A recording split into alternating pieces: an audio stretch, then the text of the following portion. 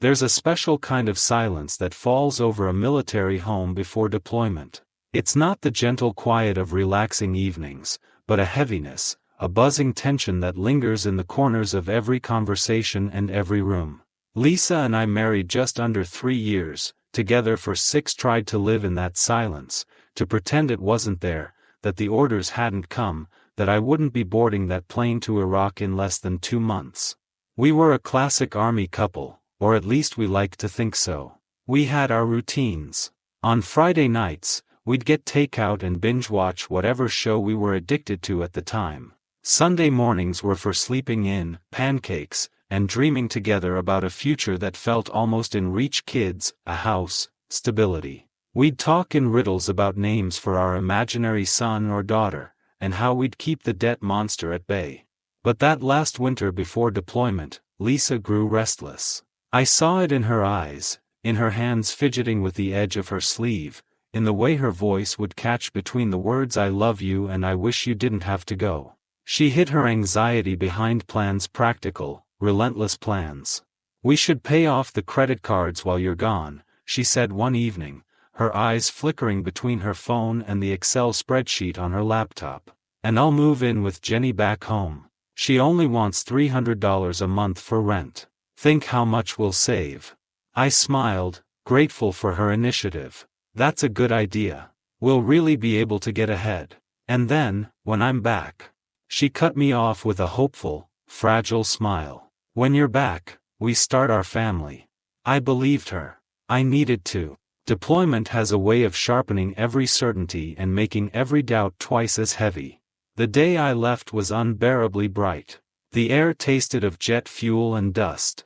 Friends and family crowded the base, the endless line of uniforms and duffel bags a blur under the midday sun. Lisa clung to my arm, her tears soaking my sleeve, her body shaking with silent sobs. Her mascara ran in dark streaks down her cheeks, her words coming in choking whispers. "I love you," she said. "Please come home safe. I need you. We need you." I pressed my forehead to hers and tried to pour every ounce of my love into that last moment. "I'll be back before you know it. We'll have our life. Just hang in there, okay?" She nodded, biting her lip so hard it turned white. I wanted to tattoo that moment into my memory, her dark hair shining in the sunlight, the scent of her perfume, the trembling in her hands as she squeezed mine one last time. It was the image I took with me as I boarded the plane, the image I clung to in the weeks afterward. Deployment is a strange beast. The days blend together, the searing heat, the endless sand, the relentless grind of training and patrols. Nights are the hardest, when the adrenaline fades and the loneliness creeps in. For me, the only thing that made it bearable were the scheduled calls home, the brief, precious lifeline to normalcy. At first, Lisa was her usual self, filling every minute with questions and stories, updates on our friends, little details about her job at Jenny's restaurant, and dreams for our new life. Her voice was my anchor, something familiar and safe in a world where nothing else was. But about 2 months in, something shifted. It was subtle at first, a missed call, a late reply, her voice suddenly flat, distracted. The conversations got shorter. Our texts shrank to single words, then just emojis. The nighttime connection that had been our lifeline felt brittle, like a thread stretched too thin. I told myself it was the stress. Maybe she was just adjusting. Maybe she was making friends, finding her feet, focusing on work and our plan to get out of debt. Still, something didn't sit right. Chapter 3, The Seed of Doubt. One evening, I called during our usual window, my heart aching for her laugh, her warmth. She answered, but she seemed distant, her sentences trailing off, her mind clearly somewhere else. I don't know, she said, voice barely above a whisper. "I need some space." I felt the world tilt, the air between us suddenly frigid. "Space? Lisa, I'm 10,000 miles away." My words came out harsher than I intended. She didn't answer for a long moment. "I just need to find myself. It's not about you. I need to figure things out."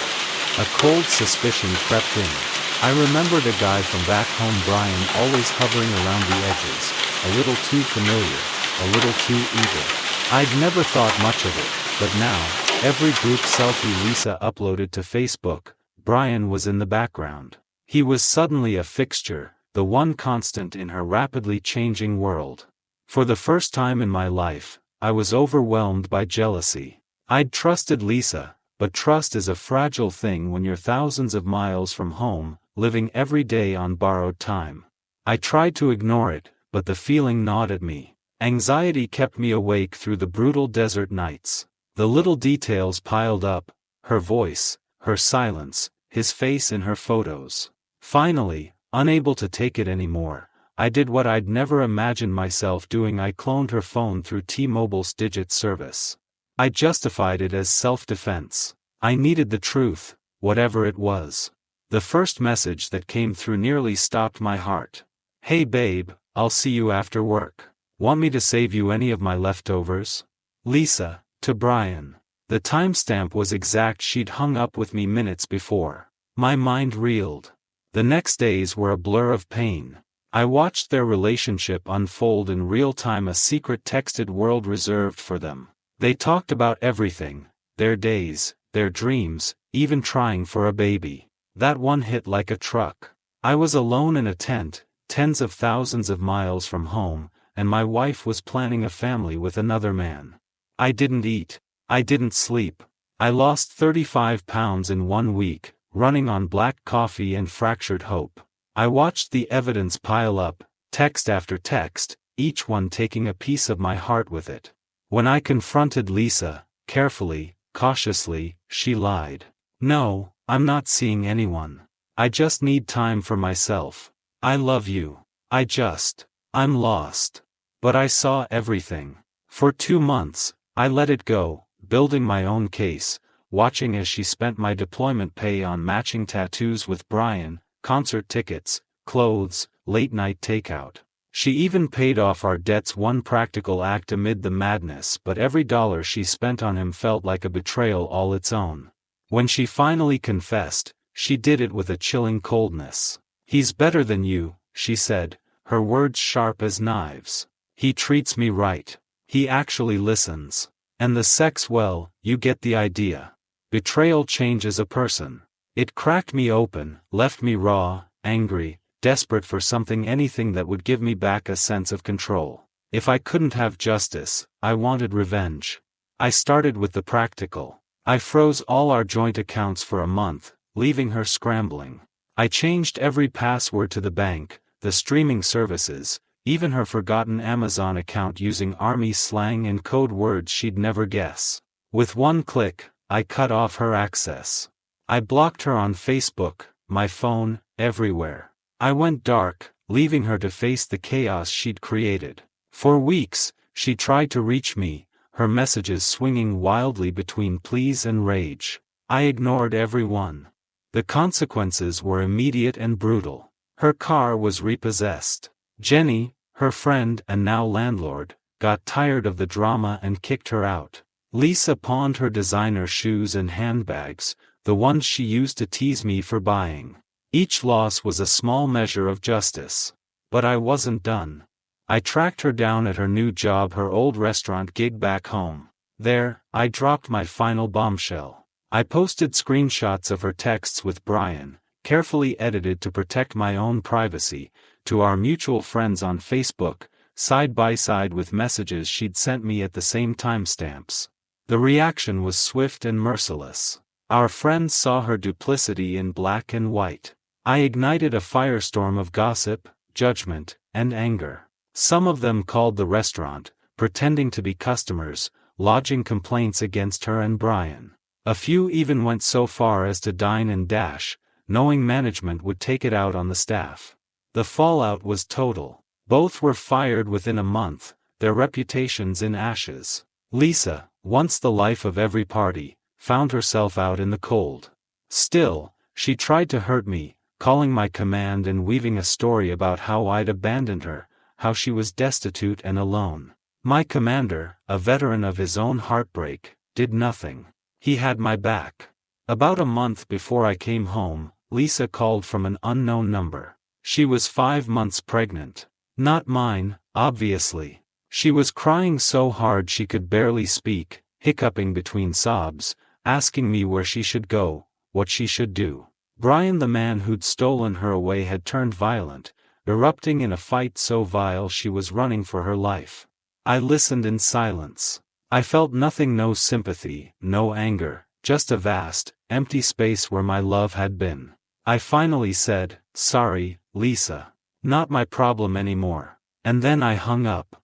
She moved away with Brian, out of state, trying to outrun the consequences of her choices. The new year rolled in, cold and gray. One day, Lisa called from a mutual friend's number. Her voice was small, weak, lost. "He hit me. I don't know what to do." My reply, flat and emotionless: "Maybe you shouldn't cheat on your husband while he's deployed. Especially not with a guy who talks a big game. Are you happy about this?" she asked, her voice trembling. "No," I said. "But I'm glad to know I'm not the bad guy here." A month later, another call, another confession. "He's cheating on me. With 2 women. I'm sorry. I regret everything. I screwed it all up."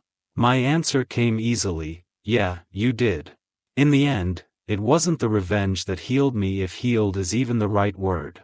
Lisa's betrayal left me with wounds that still ache: depression, trust issues, a bone-deep fear of letting anyone get close again. But I have something I didn't before: proof that none of it was my fault.